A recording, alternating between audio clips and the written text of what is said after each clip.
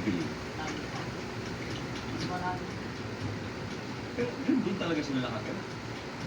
So binabiyahe niya doon araw-araw.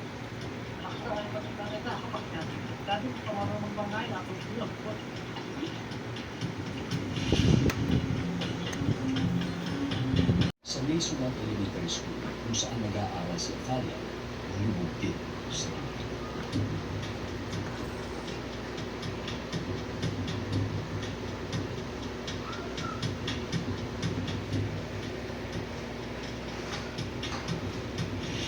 Sobrang hirap po ng sitwasyon namin dahil nga po delikado dahil lalo na Pero malinaw, hindi ito natapos. Kaya ang purpose po talaga ng cellphone para ma-prevent po yung pasok ng tubig mula ilog papunta doon sa mga kamakayan. So, kung matipeng na to, hindi sabihin po, ang useless po yung mga transit. Muna.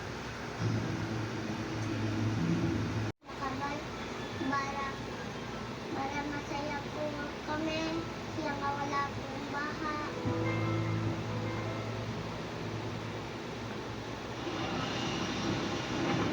Mula Luzon, tinungo naman namin ang Eastern Visayas kung saan matatagpuan ang lalawigan ng Northern National High School. Ako pansin ng mga nakausli ang kinakalawak ng mga baka. Gusto nilang itigosan na dito ay isang 2-story, 8-classroom building na may target completion ng January of 2018. Hindi na nila itinuloy ang project. Nung ginawa, ilang mong pagkadismaya, hindi lang galing. Sobrang galit talaga. So hanggang ano lang, panaginip. Wala namang ginagawa. Masakit pakinggan, pero hanggang panaginip naman ba ang kanilang mga pangarap? Sa bayan pa rin ng Tatarma, isang Farm to Market Route o FMR project ang sinimulan noong 2015.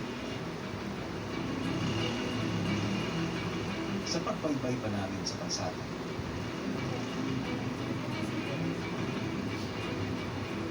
umagat lang namin itong